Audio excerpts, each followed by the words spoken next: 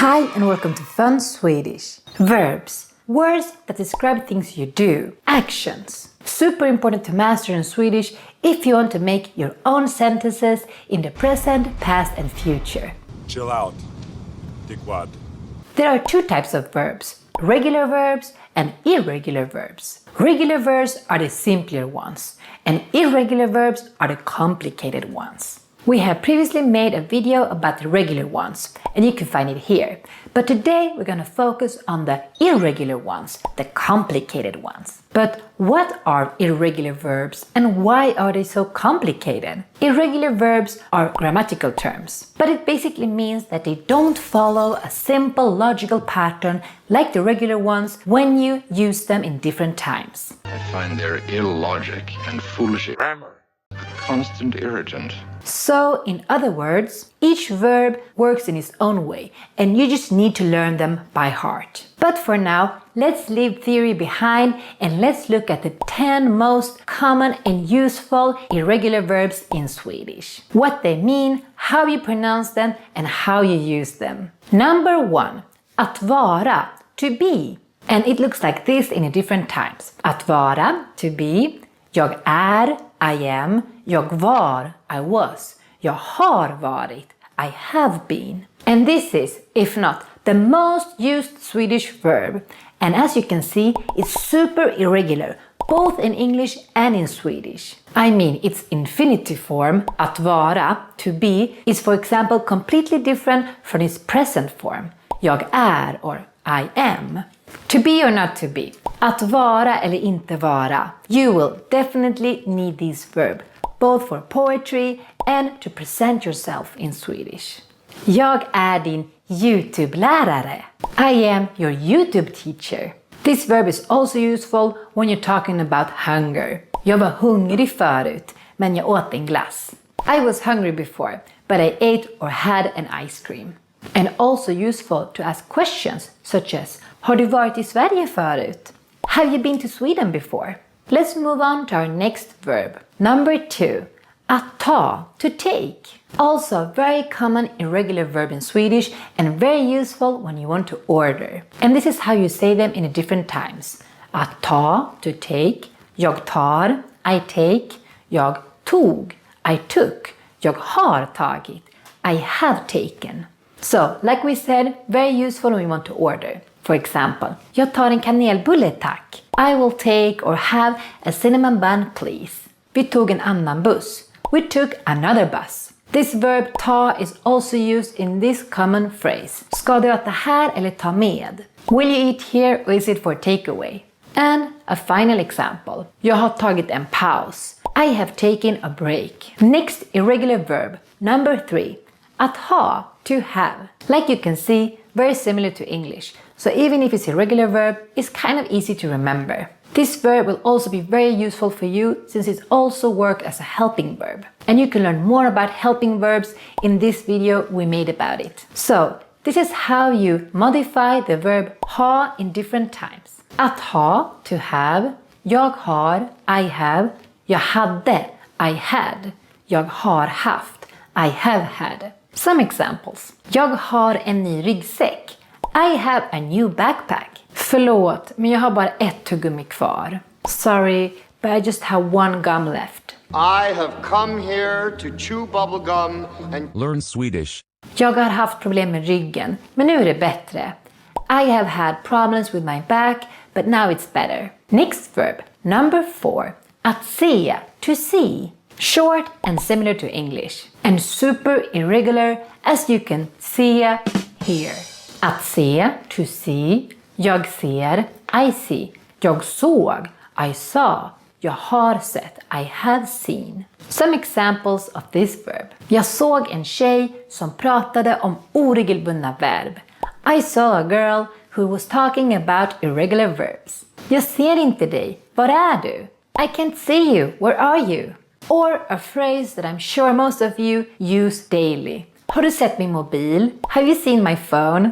Next verb, number 5. Att säga, to say. Very important to not pronounce this verb as saga or säga. Even if it's written in another way than in English, it's still pronounced quite similar to English. We say säga. Say Att säga. To say.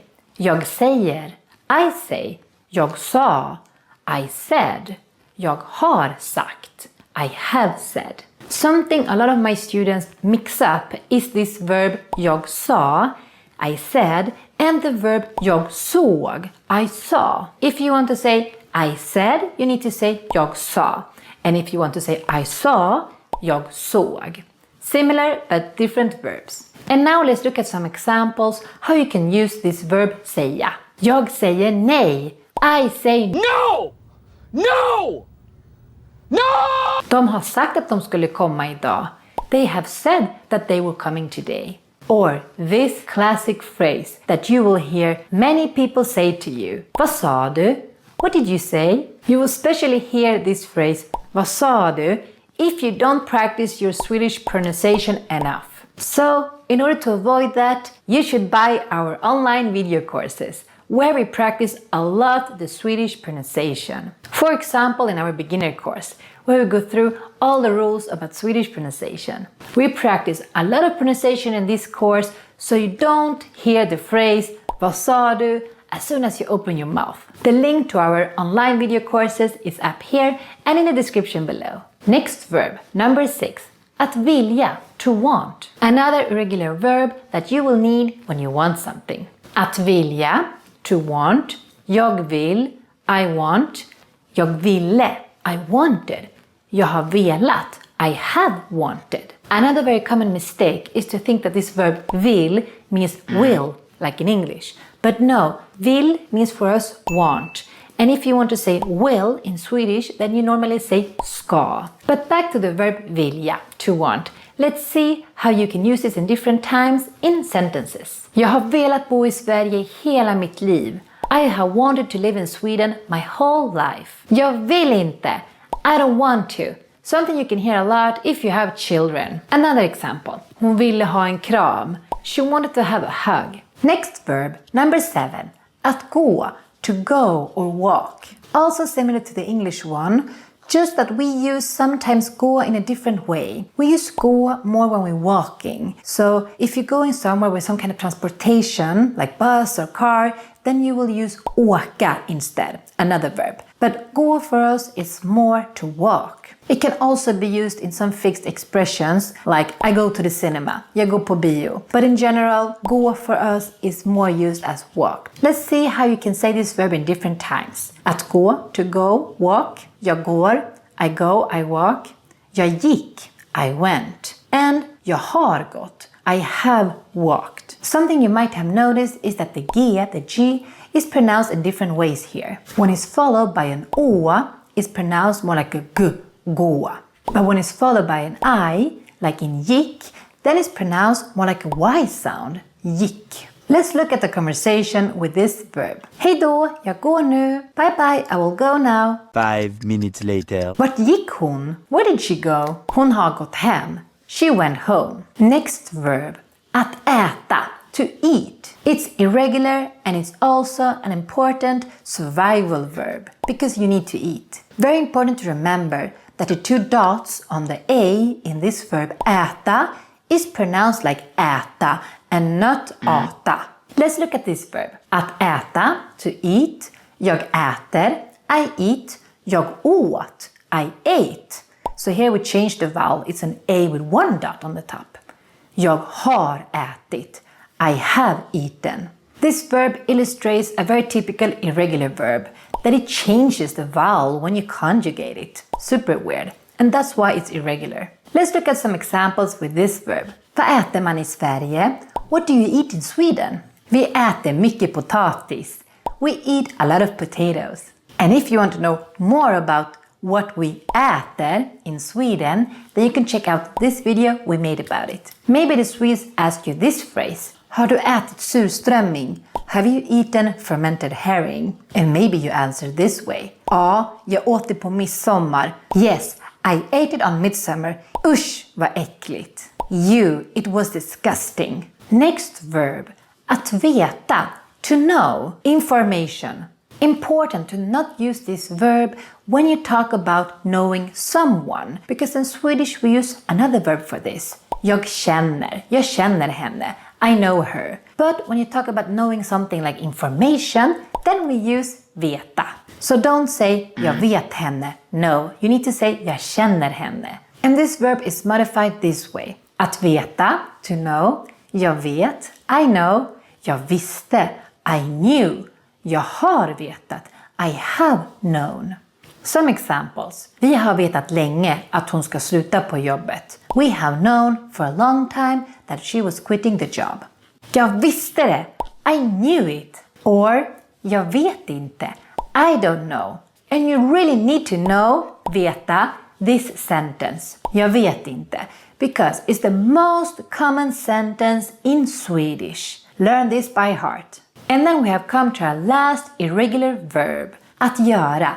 To do or make. Super important and useful because you want to do things or make things when you're in Sweden. Super important to not pronounce this verb as vara. No, it should be pronounced as göra. And this happens because the G, is followed by the Ö. Then it becomes a j sound. Göra. Let's look how this verb is modified in the different times. Att göra, to do or make. Jag gör, I do, I make. Jag gjorde, I did, I made. Jag har gjort, I have made or I have done. Here comes some sentences with this verb. Jag gör YouTube-videos. I make YouTube videos. Or this sentence that Swedish people will ask you for sure. Vad gjorde du i helgen? What did you do during the weekend? Jag har inte gjort något speciellt. I haven't done anything special. So, this was our last irregular verb on this list, but there are of course more. But just so you know how common these irregular verbs are, you will see them all in this little story I made for you. Innan ni går, vill ni likea min video tack? Jag har gjort den för er. Ni har knappen under mig. Ni kan också ta chansen och fråga det ni vill veta i kommentarsfältet längst ner. Jag vill säga en till sak. När jag ser era kommentarer blir jag jätteglad. Tack för att ni följer mig. Ni är bäst. Nu ska jag gå och äta lunch. Hej då, vi ses nästa vecka.